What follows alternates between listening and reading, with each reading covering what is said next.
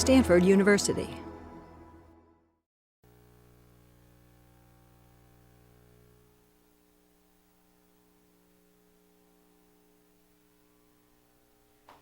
Good afternoon. Welcome to the Stanford EE Computer Systems Colloquium. Let's see, next week, Al Fazio from Intel is going to come and tell us about what's happening in memory technology, what we can expect, and so forth. If you'll remember, that's an important part of computers and computer architecture. Speaker today is Guido van Rossum. Most of us know him as the benevolent dictator for life and creator of the Python programming language, now coming up to Python 3000, although you can still hang in there with Python 2.6. There are a few seats down here in the front if you want. In any case, he has a while back gone over to work at Google and has been working on something that uses Python and is somewhat different. It's the Google Apps Engine, and go, you're on. Okay, thank you, Dennis. Want to make one thing clear, actually two things before I really start. First of all, there is an unrelated product called Google Apps, or Google Apps for your domain. It's like Gmail and Google Documents and a whole bunch of other things, but it runs virtually on your own domain name. This is something different. This is Google App Engine. App Engine is the key word. It's something that runs your applications on Google hardware. The other thing I want to make very clear is that App Engine is not my project. I'm not the tech lead or architect. I actually joined the project almost exactly 1 year ago when most of the infrastructure that we're working with today was developed and working, except not quite production ready. So I joined the team in a very late stage, and it's like things like why Python. I can't even answer that because Python was already selected as the first language. Microphone. I didn't. I am so sorry. Do I have to say all that again? Not to the people here, and I think, but it might be nice to summarize it for the people who aren't present. We got it. We got the audio. It's okay. Oh, okay.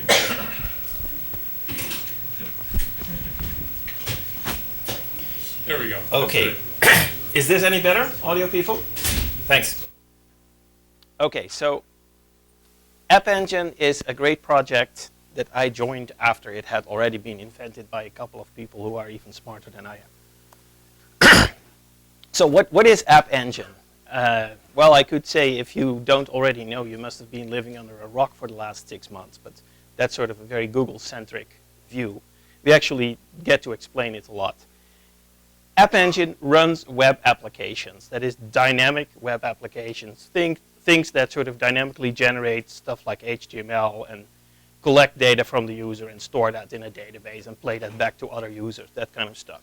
It's great for building Web 2.0 applications. It's also great for building servers that never ever get talked to by a browser directly, but that other applications talk to using something like SOAP or XML-RPC or REST. And of course, there are lots of different ways that you can run web applications. There's a pretty traditional approach, the LAMP stack, which means you have to install and maintain and configure a lot of software, in many cases also hardware. App Engine sort of sits at the other end of the spectrum where we take care of as much of all your typical system management needs as possible, and all we let you do is write a Python application, in the future also other languages by the way, upload it to our servers, and then you automatically have a scalable application that can access a scalable database and all that fun. It's also secure in the sense that we run your code on our data center, which means that we don't want you to necessarily access everything else that also goes on in our data center. And in particular, it means that one application owned by one developer running on App Engine has no access to the data owned by a different application. So each application is executed in its own sandbox, so to speak. So a little more detail. App Engine basically handles HTTP and HTTPS requests, and that's it. And it handles these things sort of as an RPC. There's a couple of layers of proxies going on inside the Google data center. Your request comes in anywhere in the world. It gets routed to the data center where your application actually runs. Then it gets routed to the machine where an instance of your application is actually present, or where an instance can be quickly created to handle the request. The instance executes, so while the instance actually believes that it's a fairly vanilla CGI script with some performance twists, but the output is then transferred by several RPCs to the very front end of the Google network, where it becomes an HTTP response again.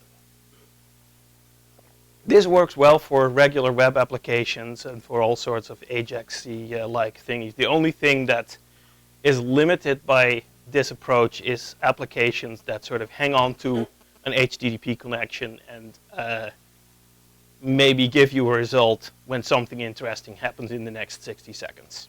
That's not a model that we currently support, although there are ways around that.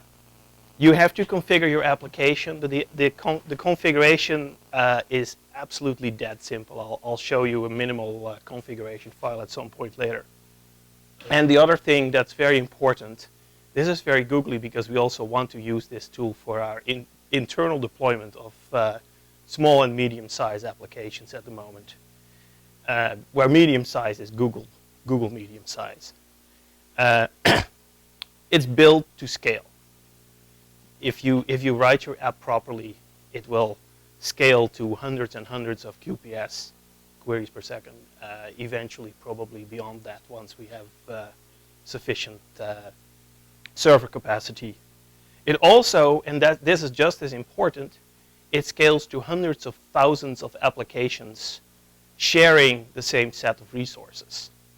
If you have a whole bunch of tiny applications that get a few requests per minute or a few requests per day, that's a very low overhead situation. We can handle many of those applications without incurring large costs per application, which means that we can easily give you free quota that can handle about, I believe, 5 million page views a month, which is what we currently do. One consequence of the desire to scale is that where we have APIs that access resources that we manage, the APIs tend to be dead simple. Because simple and stupid APIs are the ones that are easily scalable and replicatable and all that. So here's an extremely simplified architectural diagram. This is not really this doesn't help you build another one of these, but this helps you understand as a programmer, as an application developer, what is inside the App Engine world. What do you have access to? So at the top, your request comes in and eventually you send your response back. There's a dotted line representing a process. The process has access to a file system, but it's read-only. That's on the right. The file system contains two different parts. One is the Python standard library and whatever other resources Python traditionally reads from a file system. The other part is the source code of your application. It's actually all represented in source code in Python's case. You upload your source code, it gets byte compiled the first time it gets touched. There is a standard Python virtual machine, which is actually managed by a bunch of C++ code that keeps it from doing nasty things. Then on the left and on the bottom are APIs to other services we provide. Obviously, you want to be able to do things like send email and access other URLs. So we have Google-specific APIs for fetching the contents of a URL. You pass it a URL and optionally a bunch of HTTP headers that you want to send with that URL. And it it makes a function call, and it actually goes off into the Google network that in some cases does proxying and caching, and the result gets delivered to you as a string containing the response plus a dictionary containing the headers. There's a similar API for sending email where you say, I'm going to send email here, here's the sender, here are the destination addresses, here's the subject, here's the body, and there are one or two other headers you can specify, that's it. And you get the response that says it worked or it didn't work. At the moment, there's no way to receive email, although I expect that at some point someone will invent a way to do that. Another thing, because everything is pure Python, and in web applications there's often sort of a desire to do image processing, for example, photo sharing sites, or even just uploading a picture of yourself and having it scaled to a 64 by 64 image of yourself. There's a separate API that runs on a cluster of separate dedicated machines that do image processing for you. So again, you ship the data of the file, and back comes the transformed file. And with the shipment, you also send it a bunch of parameters telling it what to do with the image, like resize it or change the contrast or a bunch of other things. Not something I've used myself, actually. Then at the bottom, we have stateful APIs. Stuff that actually doesn't just process some data and then returns a result, but that also holds on to the data in a way that you can access it later. There's a big cylinder representing the data store. It's not a relational database, although it has a query language and a number of concepts that are familiar from database territory. There's also a memory-based caching system that is shared between all applications, although again, the sharing is only at the level of resources. There's not a separate server for each application, but of course the data stored by each application is purely accessible by that application. Memcache is not guaranteed to hold on to your data, but it usually does. It is not guaranteed to have an unlimited storage, but it usually does. It is not guaranteed to be fast, but it is usually a lot faster than the data store, so it's a good cache. And it's better than caching things in memory in the application, although you can also do that. You can just, in Python, you can create a global variable that acts as a cache. And since requests are usually sent to the same process that handled the previous request for the same application, although not, they're multiplexed by different users. So you can't use this for session management, but you could certainly use this for caching. However, if your application gets up to a large enough queries per second count, it's likely that you'll have a whole bunch of different processes all executing different requests in parallel. And they'll all have their own sets of global variables, so then you lose some of the advantage of caching. That's why we have memcache, because the memcache is shared by all the instances that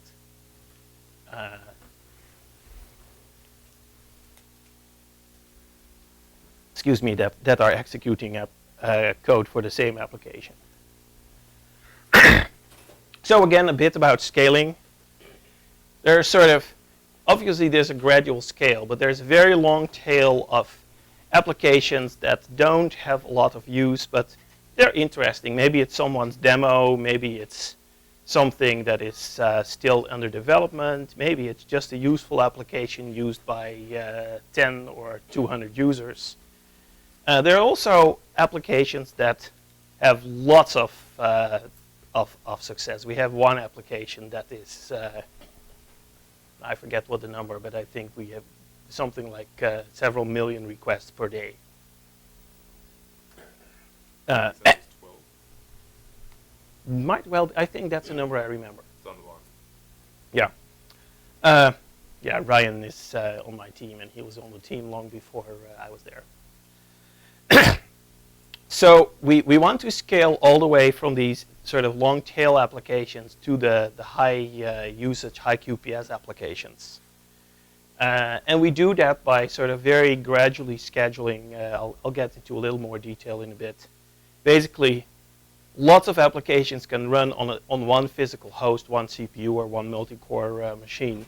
But we can also dedicate many different physical hosts to a single application if the application needs it. Replication of a lot of the other resources is easy. The stateless APIs, it's easy to have as many email APIs as you need for a typical day's load, or as many. The URL fetch stuff is shared with other Google applications, actually. Image processing is also a great example of a stateful API where you can just increase capacity by adding more servers, and it scales beautifully. Memcache is also pretty trivial as long as the needs of one application don't exceed the needs, the capacity of one Memcache server. And Memcache is incredibly efficient, so a single Memcache server can probably handle simultaneous requests from hundreds of processes running at full speed. So the one thing that sort of needs work to scale efficiently is obviously the data store. I don't call it database because it's not relational. However, we're lucky at Google. We already developed this thing called Bigtable, and with a few abstraction layers on top of Bigtable, we have a very scalable data store. And again, it scales in both directions. It scales to a very large number of applications, each storing a small amount of data, or large amounts of data that is rarely accessed. And it also scales well to large amounts of data that are accessed very frequently. The APIs here for accessing the data store are geared towards making this efficiency possible, and one of the consequences, one of the sort of the needs we've seen, and apparently we're not the only people to realize this, joins basically don't scale. If your tables are large enough, there's no way you can implement joins efficiently, so we don't even try. And this, you can see this as a problem. We consider ourselves an opinionated framework.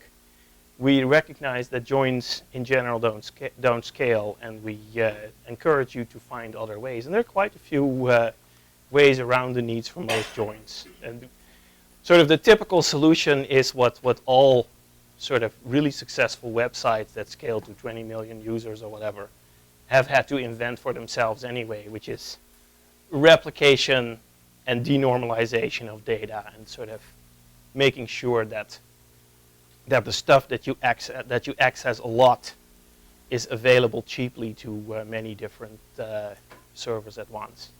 And we can do that fairly well. Then there is security.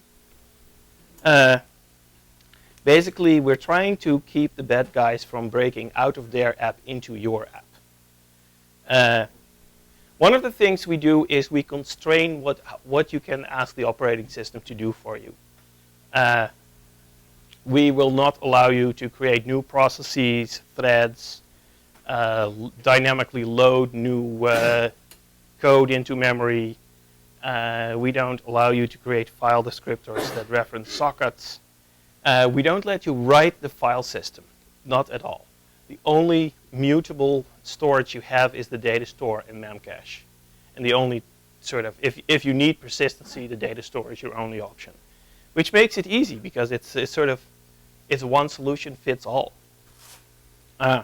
We also had to disallow a number of standard Python extensions that were sort of impossible to safeguard. The extreme case is C-type, which lets you call pretty much any function that happens to exist in your memory space. And it's a great opportunity for causing segmentation faults and occasionally doing more scary things. Sorry, there was a question here? What makes the data store safer than the file store? It has an API. It lets you, So does the file store. well, the file system is shared with the operating system. You can, by writing certain places on the file system, you could potentially overwrite the Python interpreter that's being used. We never execute machine code that comes directly out of the data store, so that's what makes a difference. Surely you could limit to a directory. The point is that we don't make any guarantees about which physical machine your app is running on. and if it's big, it's running on multiple. And so we're trying to give you a system that does let you access the same data from multiple machines without having to write some kind of sync or RPC layer yourself. Good point. Yeah, that's. It's not just a security issue. It's also a performance issue. We never have to bother sort of keeping those files you wrote with associated with your application. We can just throw your file system away and build another copy somewhere else and have a whole bunch of different unshared. I mean, shared file systems is not something we want to get into here. So we also limit resource usage. Recently, an analogy that someone brought up for that is sort of your baggage limit when you fly on an airplane. Well, I've heard it's gone down. I think it's now down. Some airplanes let you ask you to pay even for one bag, but think of the good old times when you could carry 2 bags with pretty much unlimited weight. It means if you travel a lot, you get to carry a lot of baggage back and forth between different places. But if you travel only a little bit, you only get 2 bags. It's not that they'll let you carry 100 bags when you travel only once a year. So we do the same thing. We give everybody enough resources to approximately handle 5,000 page views a month. But if on any particular day you don't use up all your resources, you don't get to sort of save those resources up and use them on the next day, because at the end of the month you could sort of plan to have an effectively a denial of service attack by using 30 times more resources than a typical application is allowed. So we have a lot of limits. Some of those limits are somewhat painful. I would personally not mind if we doubled them or quadrupled them or something. But currently we limit you to 1,000 files per application, which I thought was plenty until I discovered that the typical web framework is larger than 1,000 files, so we had to work around that. Each of those files can be a megabyte, which also I thought was pretty decent until I found certain files that didn't fit. We let your request run for at most 10 seconds. If you're not done doing whatever you wanted to do in 10 seconds, it's probably not worth doing. Your user has lost their patience long before then anyway. Is that 10 seconds clock time or 10 seconds CPU time? Mostly clock time. CPU time, actually, most requests are limited to something like 300 milliseconds of CPU time. And you can spend a lot more clock time by making data store calls than that. Let's see, yeah, the total response and request size are also limited to a megabyte. And then we have an extensive quota system that I'll get to a bit later. So, in maybe a little more detail, why not use a more traditional LAMP stack, apart from the fact that other people already offer that? LAMP has a lot of advantages. You can run any damn database you want to. You can run any damn programming language you want to. However, it also has the downside that comes with that you are totally on your own deciding which version of language and database and everything else to use together. Plus tuning of web servers and caches and databases and all those things together is painful. And if you're, suppose you would sort of work with a virtual machine model, a virtual machine has a certain capacity. If that's way more than you need, you're wasting your virtual machine unless you find a clever way to multiplex multiple applications, but maybe you don't have any other applications to run. So what are you going to do with all that excess capacity? On the other hand, if your application is popular, maybe one virtual machine is not enough and you have to sort of dynamically expand, but now you have a problem.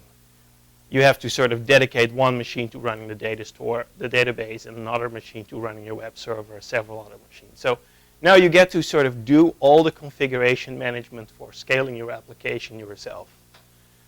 Plus, you probably have to carry a pager in case there's a hardware problem or your log file system fills up, or any of those other millions of things that I personally really hate in managing a computer. I mentioned a bunch here. So basically, our motto is we carry the pager so you don't have to. So you don't configure your resource needs. You don't tell us how many virtual machine units you need or how many CPU seconds you need.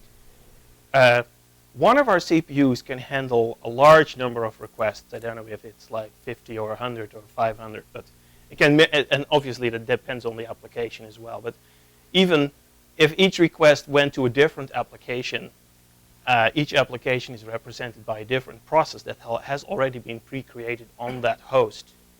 You can have a lot of different applications that get an occasional request, and that can fill up a single CPU or a single multi-core machine quite handily. So we have n CPUs, and your application, you could say that your application is basically hashed so that it always goes to the same CPU, and if that CPU already has a process for your application, then it sends that process the request. If it doesn't have a process for your application yet, it creates one quickly, and it can do that pretty darn quickly, and then sends it the request. And those processes hang around, so if you get another request in, say, 10 milliseconds or 10 seconds later, it goes to the same process, which is already there. And this is where the caching thing as in global variables works out nicely. However, as the load of your application goes up, as you get more and more requests, eventually one CPU is not enough to handle all that requests, so our network will transparently start sending your requests to a different server, which says, oh, I don't have a process for this, this application yet, and create one.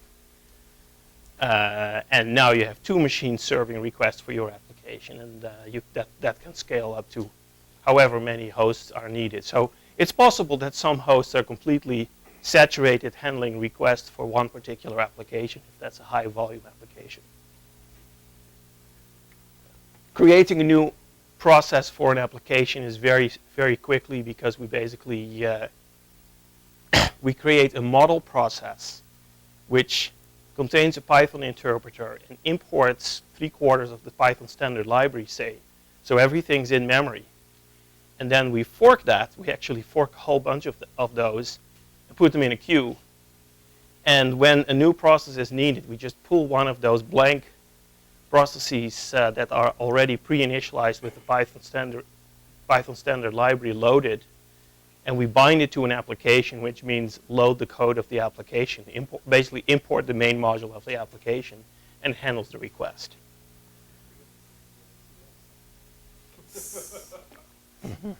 Thanks. So we also recycle these things. They also sometimes just get sort of killed of old age, or when machines go down, obviously, and that is all handled transparently. Obviously, there is a limit. It would be possible to eventually fill up our entire data center with applications handling requests for processes handling requests for one application. We actually have quotas to prevent that from happening, so that the capacity that it has been set aside for App Engine, which is not infinite, even though it's large, is fairly distributed among the applications. And we try to increase the machine capacity as the use of the system actually increases. So we try to preserve fairness, to give everybody a chance of having their requests handled quickly, like much faster than those 10 seconds. In practice, most requests are handled within a second, or quicker if they don't do any data store access. So everything you do, every API call you make, whether it's fetching another URL or sending email or making a data store call or doing a query or doing something with Memcache, all those things are actually counted and quoted. And there are quotas for how many bytes you send to the data store and how many bytes you get back, and quotas for incoming and outgoing bandwidth. And the quotas are sort of what makes it possible to handle 100,000 applications efficiently, because no application, unless it has a sort of an artificially enlarged quota, can cause a considerable load on even a single CPU. We have the quota, actually the quota system is much more complicated than fits on one slide. First of all, there are lots of quota, and second, there are actually even more because it's possible to sort of use up all your quota for a day in a short period of time. But we still limit you. If say you can do 1 million operations on a day. Say you are allowed 1 million memcache calls on a day. I don't know if that's anywhere near the actual quota. Just using that as an example. We won't let you use 1 million memcache calls in 1 minute, if that was even possible. If you made back-to-back memcache calls, you could probably use that up in 5 or 10 minutes. That's a pretty darn fast API. We won't let you make them at that rate. Maybe you can make them at that rate for a fraction of a second, but then you probably run out of some kind of rate limiter, which says, okay, well, you can't make, you cannot make 50 memcache calls per second for more than a few seconds. However, if you stay within the average of a day, say a million calls per day is about 10 per second. If you can make 10 per second sustained. You can also survive something like a slash dotting where you have a temporary increase in usage. And this is again that there's a fair bit of sort of back of the envelope calculations and hunches and wild guesses involved in the exact formula that we use for quota. But the basic idea is that you can temporarily increase your rate to a rate that is much higher than your average daily rate, but not for too long. Dennis? So what happens when you hit a quota? How does the system fail? Does it fail gently or catastrophically? Well, that depends on your point of view. Is it an exception that I can catch, or is it? It's an exception that you can catch in almost all cases, except in those quota limits that prevent the request even from getting started. Because if your code doesn't even get run, there's no way to install your exception handler. So if you run out of, say, request quota, then the users will get a 403 HTTP error. However, if you run out of data store or email quota, it's just an exception that you can catch and decide what to do next. Although most applications don't do much more than catching the exception and printing a 403 error to the user anyway. Let's see what else is here. Okay, yeah, so the quota makes it possible to have lots of applications use little bits of capacity smoothly. Of course, if you have a large application, that one application that gets 12 million requests a day would not be able to do so on the default quota. So at the moment, we actually manually increase the quota. We have a little dashboard where we can increase people's quota on a sort of case-by-case basis. And usually it's a matter of buying the PM a nice bottle of wine or something. In the future, of course, you can just buy yourself more quota. So the data store, it's hierarchical. I don't know how much time I have to explain this, but we store things we call entities. Entities are sort of records in database terminology. They're also very close to a Python dictionary, except they're somewhat limited in the set of types that can be stored. We support integers and floating point numbers and strings and a few other things like dates and times. But you can't create your own class and store those as a value. If you have something of the complexity that requires a class definition, you would map it to an entity and you store it as a separate entity. Entities have a key. Key sort of corresponds to a foreign key, except it's somewhat more structured. Entities have a kind, which you can think of as the table name in relational databases or the class name if you're thinking of classes. And then there are the properties, which are the individual values. So those correspond to the columns or fields of your database. Everything is dynamically typed. So the on-disk representation of a record actually looks very similar to a pickled Python dictionary. For each property, it lists the name, the type of the value, and the binary representation of that value, whatever is appropriate for that type. There is a software abstraction that actually lets you limit properties to specific types, but that's all. That's currently just a bunch of Python classes and meta classes. Keys are how you find objects in a database. If you know an object's key, you can retrieve it directly. That retrieval is one RPC call that I think makes at most one disk access. Although there's a couple of layers of abstraction in there, but that's roughly what it boils down to.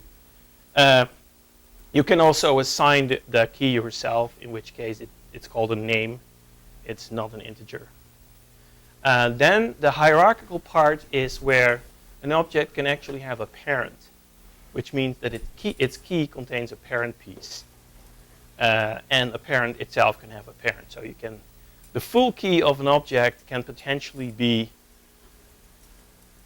kind 1, ID 1, kind 2, ID 2, kind 3, ID 3. And that would be an object that is 3 deep. Those paths are also used for transactions. Basically, a transaction, at the moment at least, is limited to an entity group, where an entity group is all the objects whose top-level key, so kind 1 and ID 1 or name 1, is the same. And the transaction basically locks that root entity and allows only reads and writes related to that. There is a lot more about transactions that I don't have the time to go into. There's one other aspect of the data store that's really important. We automatically index on individual property values. So if you have a simple query like give me all the records of type X whose property foo has the value bar, there's a simple way to express that. That's a query that goes to the index. That index tells the system the keys of all the objects with that property and name and value and that kind, regardless of where they are in the hierarchy, actually. And then it streams the results back to the application. Whenever you write an entity to the data store, or when you delete one, all the indexes for the properties of the entity that you're writing are automatically updated. However, there are two property types called blob and text. You can guess what those stand for, that are never indexed, because those are potentially very large values, and they're just not worth indexing. We have short strings up to 500 bytes that are indexable. Even through the magic of, I think, zigzag merge, you can also query on logical end of property equality checks. For anything beyond that, if you want to find all the records of a certain type whose foo value is between 1 and 50, and whose bar value equals z, you would have to create composite indexes that specify the specific combination of of property values that you want to be able to query on. This is slightly less general, but it's a nice compromise between being able to do simple queries without having to do anything special and being able to do more complex queries with a minimal amount of work. Plus the software development kit, in most cases, if you sort of run your application through all the sample queries that your application can do, will automatically create a list of all the indexes you need. And the next time you upload your application to deploy it, it will actually automatically create the indexes necessary for those queries if they don't already exist. There's one thing to warn about if you've actually tried this.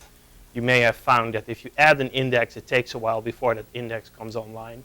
That's because the indexing process actually has to scan the entire data store looking for all the records of the type that you're indexing. Because the index doesn't exist yet, it has to sort of start from scratch. Ryan here has a great video somewhere on the App Engine website going into way more detail on the implementation and use of the data store. So we're working on lots of stuff. We actually recently, and this is apparently fairly unique for Google products, we published a smallish product roadmap where the most important features that we are currently working on and that we expect to be rolled out in the next few quarters are briefly listed. So one of the things that many people have asked for is this: get a way around this 1 megabyte upload or download limit.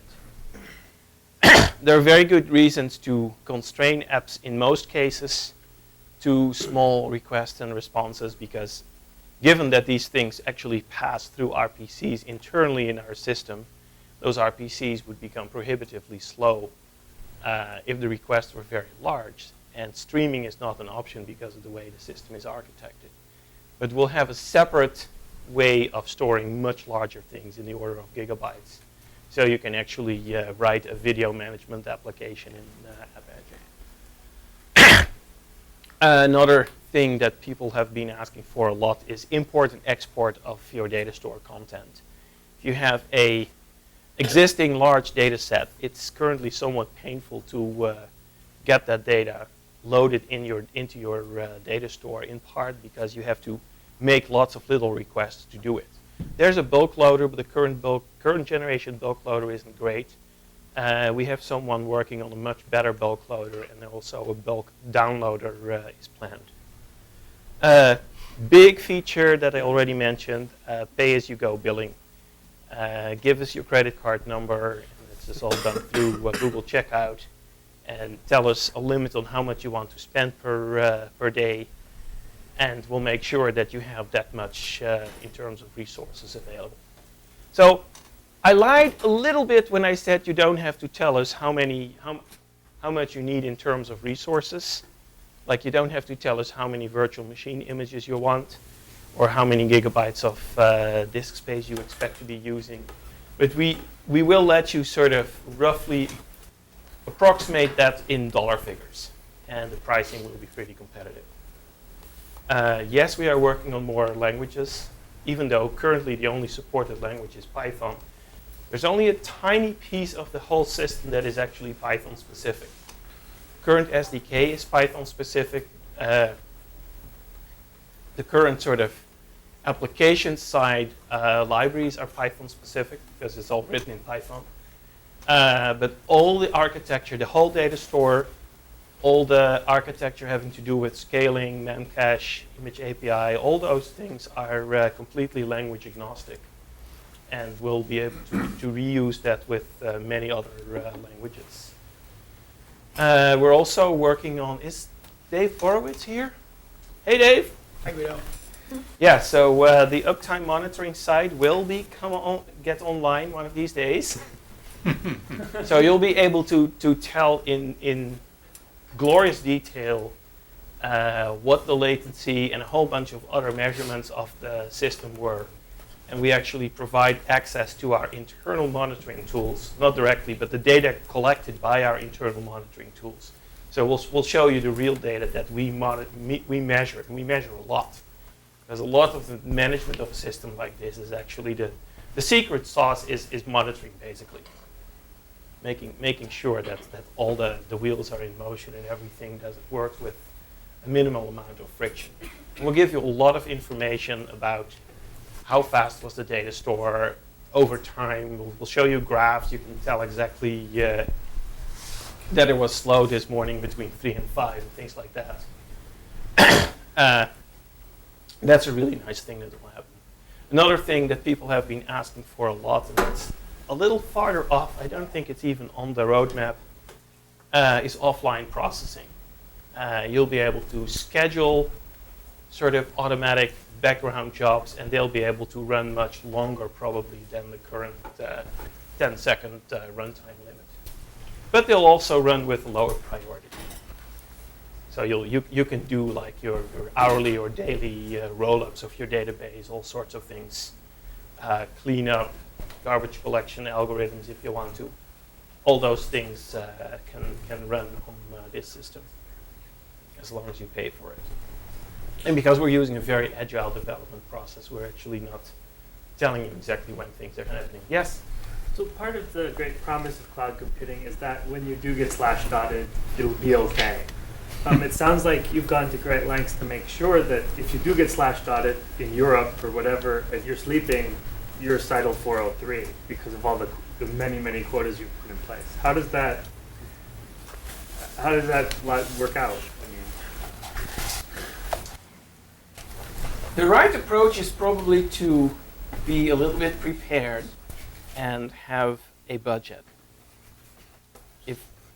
If you're slash dotted completely out of the blue and you're asleep, then you might end up serving 403s, which in some cases is better than burning throughout your year's budget in a day.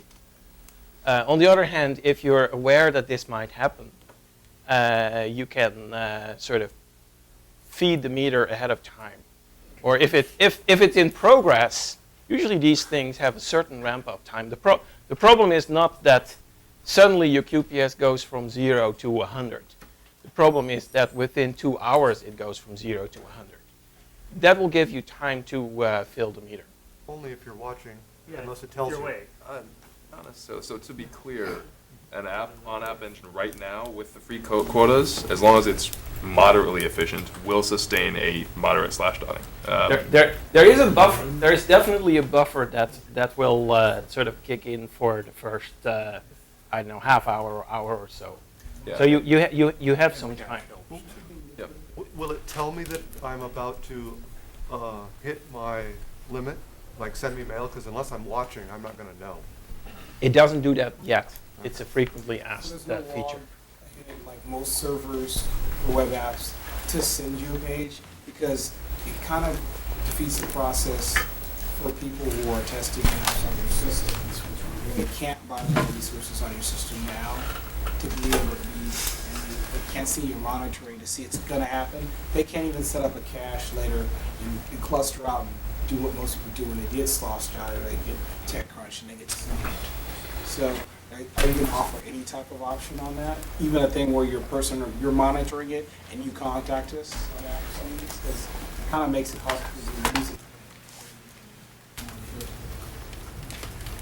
If you're planning to use it significantly, you can certainly enter into a relationship where we provide additional services. Yeah, because I'm an alpha developer on the actual app and stuff. We got it before you guys betaed it.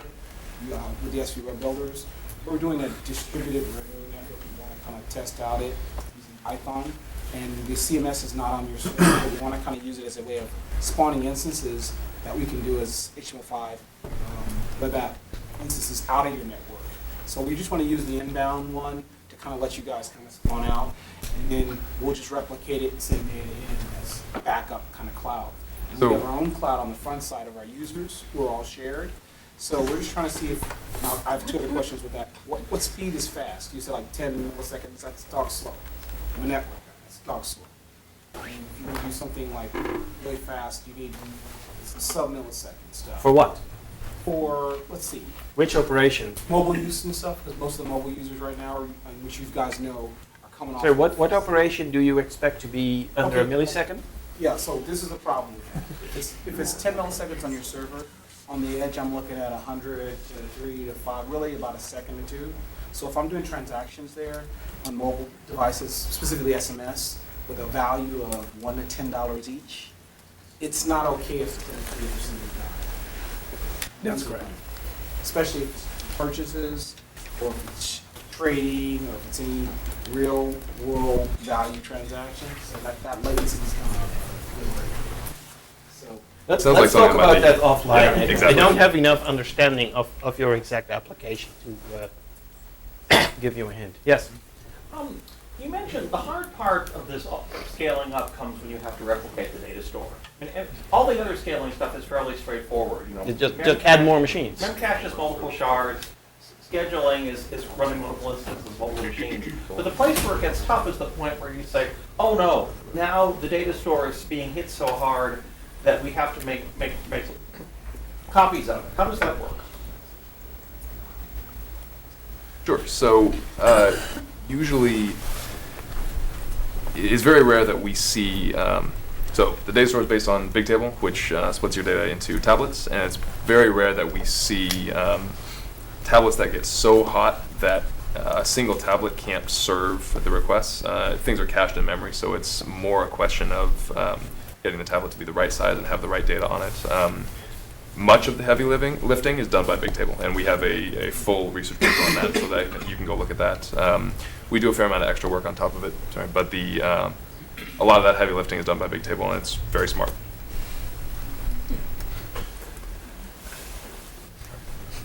Is there a limit on how much data you can store? There's currently a silly limit of 0.5 gigabyte. You can buy as much as you want once we have the billing enabled. I mean, the main reason that it's currently a really silly low number is to prevent people from creating one-off apps that basically store their entire photo database, which could be 50 gigabytes or whatever, and send it one request per month to see if it's still there. There are other solutions that are more cost-effective for that. What's your largest application in terms of data stored? Are they all still Do you have with it? 0.5 gigabyte? Or? We don't pay as nearly as much attention to that as to traffic, so I definitely know some of the top apps. We recently did a case study on BuddyPoke, which is an open social app that runs primarily on Orchid. And so it goes into detail, and I think it's either on our blog or on the site, so it has a lot of the details about that. Yeah, I mean, Bigtable doesn't have a problem with storing a terabyte of data. Yeah.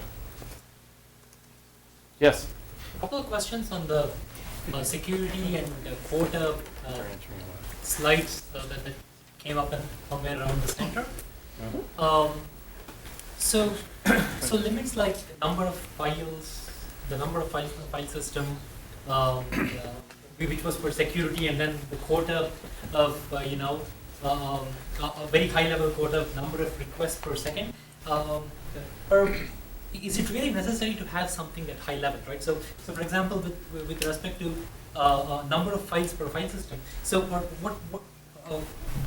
for instance, or for the matter, but what security problem were we trying to address with the philosophy that okay, let's try to restrict as much as possible and let's save. That's number one. A related question for number of requests per second, for example, is you're really worried about what your operating system can actually take in terms of bandwidth, or well, it's not just bandwidth, but it's a combination of bandwidth and the and how much overhead your packet processing subsystem in your operating system can take, right? Aren't those really the kind of metrics that will serve you better than having higher level metrics, right? So, what led you to make this decision? Well, the file system limitations are not so much there for security, but in part to have a fair distribution of resources for the long tail. Because again, if we actually would let you store about 1 gigabyte of application data, regardless of whether you use it or not. We've got to store that somewhere. We've got to get that on your local disk somehow. The file count is a fairly trivial architectural limitation where certain tables are kept in memory, and we really don't want these things to not fit in 4 gigabytes. That is something that we can eventually probably get rid of. So we're tackling sort of the most important things. yeah, I think that's a key point. One way I like to think about this is there are specific dimensions that we try to scale more or less infinitely. Number of apps and the number of the amount of load per app, the amount of data per app, that kind of thing. For the other things that we're not attempting to scale, we need to set some limits on. Some of those limits, we have done a better job of picking an appropriate number than others, and we can definitely revisit the ones that aren't working as well. I would say that the limit that we currently place on email is probably a little impractically small. Could you have another question over there? Yes. What's the access control of the data store? What keeps my app from getting at your app's data store? The application ID is actually a secret part of the key, and the application has no control over it because the sort of the management part of the of the API puts that key in every request. How does a new instance that when my app hasn't run for a while, how does a new instance of it find the old persistent data?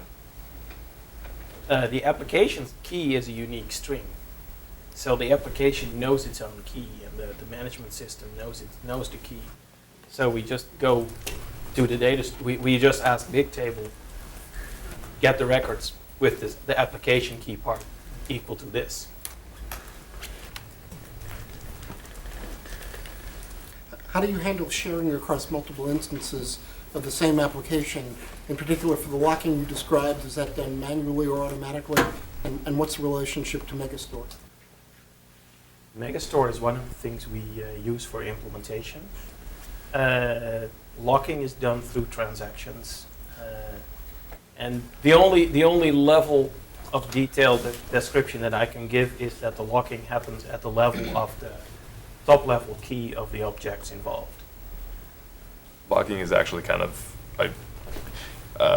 I'm biased here, but I don't like the word locking because we don't actually lock anywhere in the data store. It's all optimistic concurrency. And so it's technically does this, it kind of gives you the same operations, but if you think in terms of locking, it'll kind of trip you up in some subtleties. So, which means you implicitly have versions as well. Yes, or not implicit, well, versions that we don't expose, yeah. Change tack a little bit and ask a hardware question is, is a cloud computing model gain traction? It certainly is. I mean, it sounds like it's going to be a fundamental shift in the way servers are designed and sold in the future. I've heard some really astounding numbers. As a hardware architect, I mean, what do you see what would you tell me your ideal platform would be in terms of form factor, or core count, or power, or memory per core? Can you give me any hints, or should we just keep doing what we're doing and hope for the best?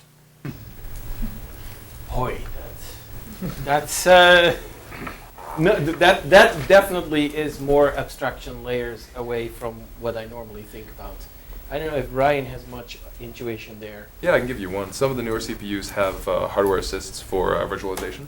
And if you look at, for example, I just spent the majority of last week at Microsoft's PDC learning about Azure, and they give us a lot of details about how they use virtualization in Hyper-V and the VMs they use for running Azure services and roles, and they take advantage of a lot of hardware assists for VMs, and so. So efficient hardware assist for virtualization would be one thing. That will the companies that are using virtualization for cloud computing, so Amazon and Microsoft clearly, will definitely thank you for that, and we would be interested to see how that all turns out. So.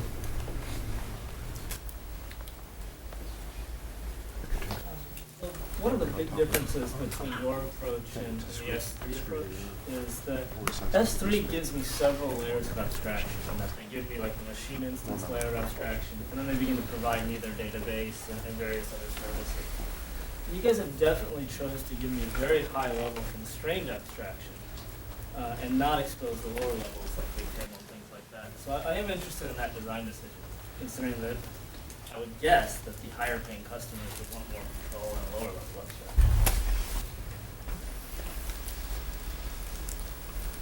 I think that we've sort of we're intentionally focusing on this higher level abstraction because it allows us to be very efficient. It allows us to multiplex many applications on the same piece of hardware because we control the abstraction layers. I mean, in fact, I'm just more curious about this design rationale. This is very, very similar to the way the graphics architects have been approaching their problems. We'll give you only a very, very small core set of primitives to do graphics for a while. We'll only let you do the things that are going to be fast. This is following in that design footsteps, which is like the Intel CPU thing. We'll give you everything you want, and it's up to you to make it.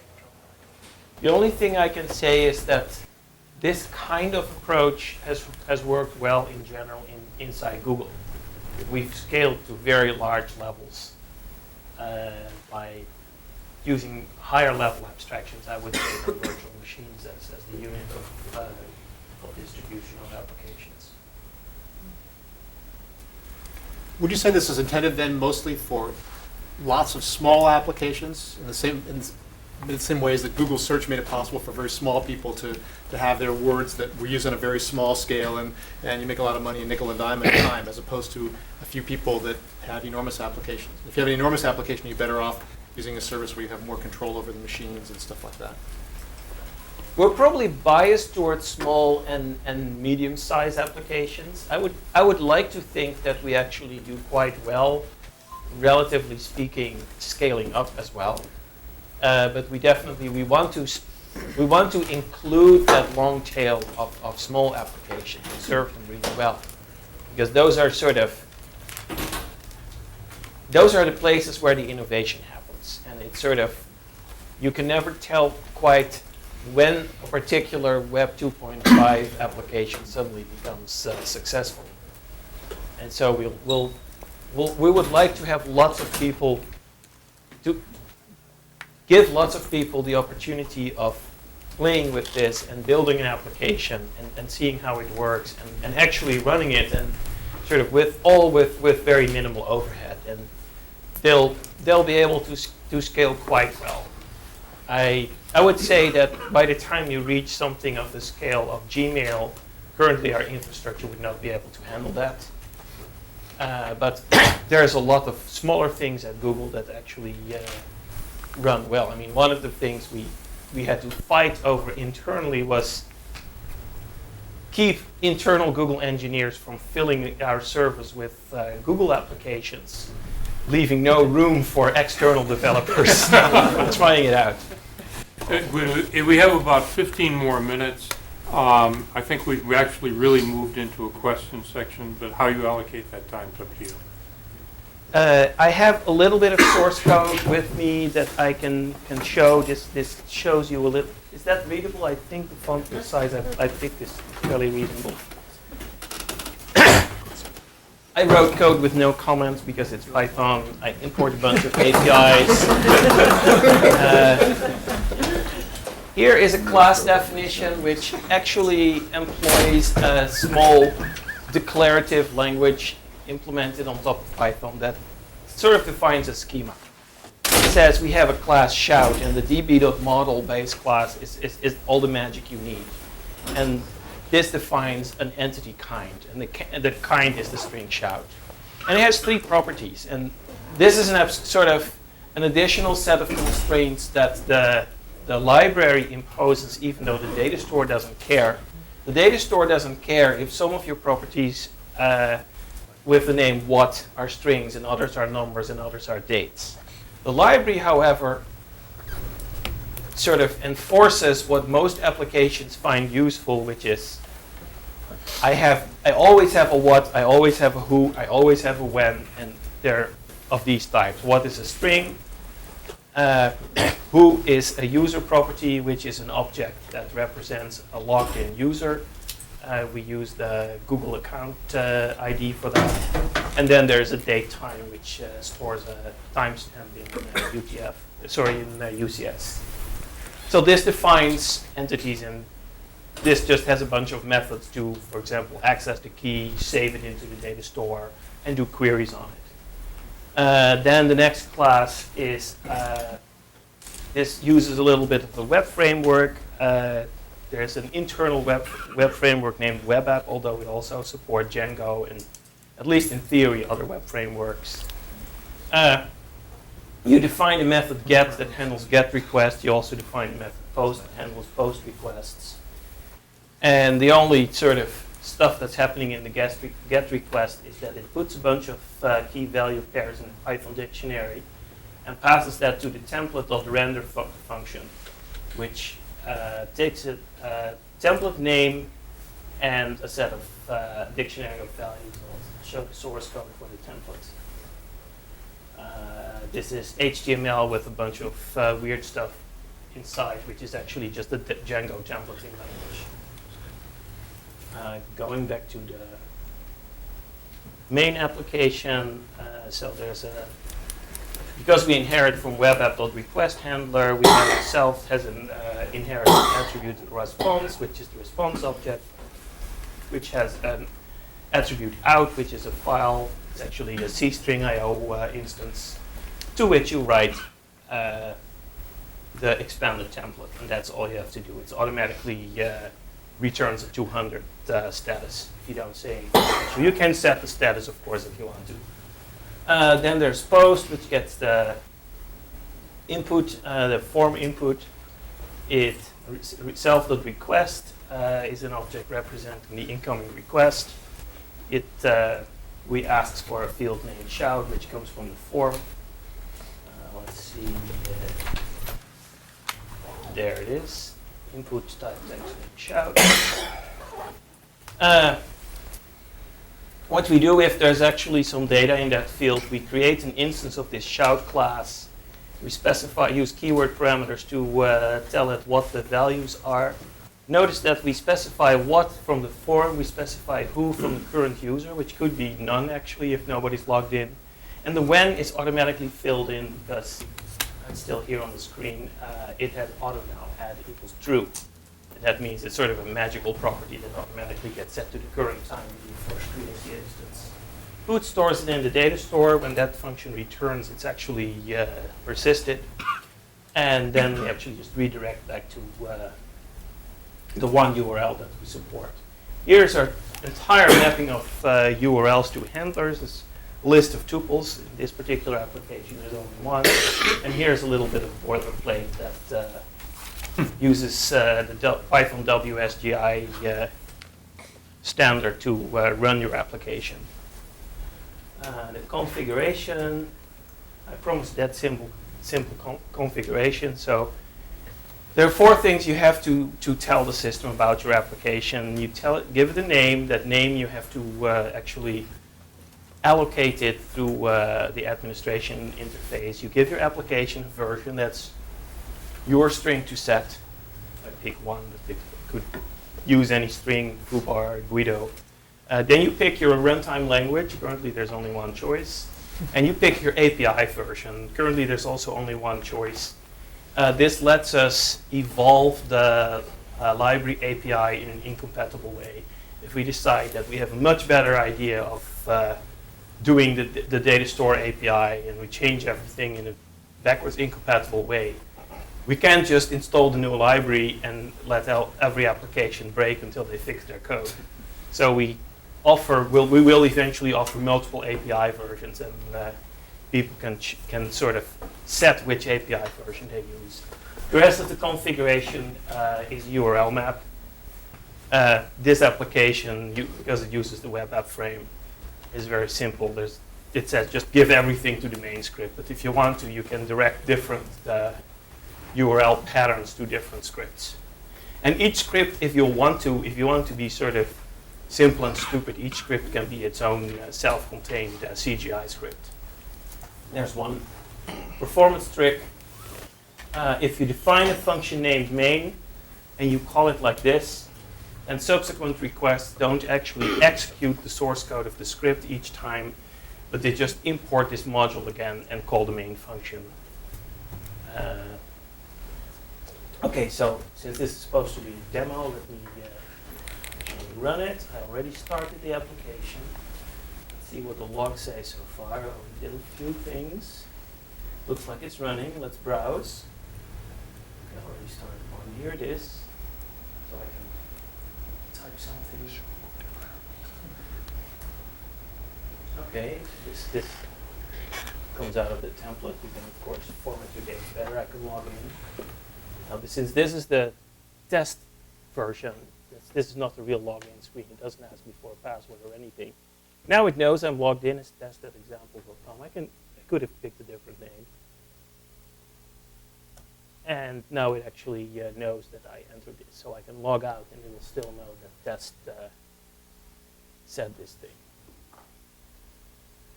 So the final thing I should really demo here is you can, two things. You can look in the data store. So there's a little console built into the software development kit where you can either just enter interactive Python code and run it, or you can look in the data store. And we currently only have one entity type in our data store, so we can list those. looks like I created 3 entities, and I can actually edit this one. If you save that, then refresh, it actually reflects that. So this does a query. Now this is a purely sort of a demo version of the data store, but we can run this on the real app server as well. Okay, it wants me to log in. Bummer, I'm not on the network. Never mind. Okay, so if I were on the network, from this little console app that at the moment only exists for the Mac on the same functionality as purely command line on Linux and Windows. You can deploy it directly to a live instance, and then you can access it as this case. I would access it as 5guido.appspot.com, and it would work exactly the same way, except the data store would actually be persisted. So unfortunately, because it's my son's 7th birthday, I'm going to disappear in a few minutes. I have time for a few more questions. I was just wondering, what do you think in terms of sort of the emergence of standards for development? And that kind of what's nice about the kind of the LAMP stack is that like I can build my application and then I can run it on my own server or on SliceHost or some other hosting solution. And you guys have just kind of gone and broken all of that. And I mean, in the kind of now that I have to use a whole load of proprietary APIs, etc., and so I'm kind of locked. So do you think those are going to kind of become a standard, or do you think? We're not actually keen on having invented proprietary APIs. We could, in some cases, we could have done better using existing APIs, and I think we'll eventually evolve in that direction.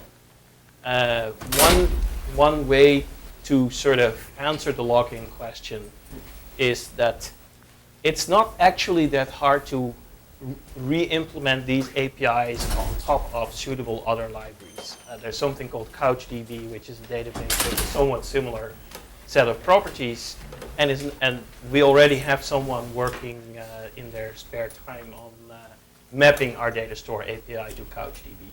That's an example. There are a few other things that you have to do, but the APIs really are pretty simple and stupid, and they can easily be replicated somewhere else. So in that sense, you could consider that we're setting standards here.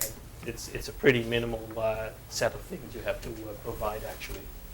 So I'm just curious, which parts of LAMP did you consider standards? The ones I can think of are SQL and CGI or WGI, which we actually do use.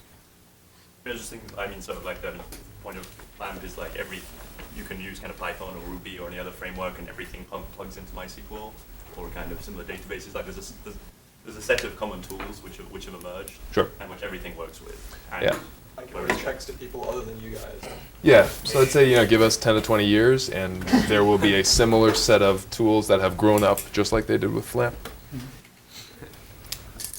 We have time for 2 more questions, max. What's going to keep the spammers from taking advantage of this? The quota system. and the credit card verification. No, but you offer a free version, right? Yeah, the free version is pretty limited in what you can do, and especially email is very limited. Okay. You can send 2,000 emails a day at the moment. You can't run a spam operation on that. They're going to create a zillion accounts. Well, we actually have SMS verification to limit that somewhat. To sign up as a developer for the first time, you have to go through a little registration dance where we actually ask you for your phone number, your cell phone number, and we send an SMS in with a magic code, and you have to enter that back. Standard sort of thing. And there could be a CAPTCHA solving thing, but we remember those phone numbers, and you can't reuse the same cell phone for creating another account. So I mean, it's not perfect, but so far it has worked pretty well to keep abuse to a minimum. We haven't had to turn anyone off yet. Okay, last one. Can you talk about just your choice of using a language-based virtual machine instead of a system virtual machine? Seems like a lot of the problems, like what this guy brought up earlier, in terms of like moving your application between services, would be a lot easier if you're using a system virtual machine, like Amazon and Microsoft are, as opposed to language-based virtualization. Well, I'm actually not allowed to talk about security. There's a very sad interview about App Engine security on a website named cloudsecurity.org. All I can say is a teaser. Who says we aren't? Okay, with that, I'm going to send him off to his seven-year-old birthday party.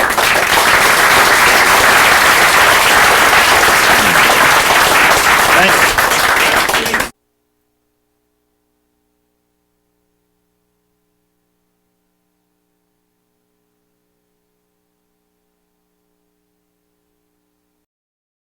For more, please visit us at stanford.edu.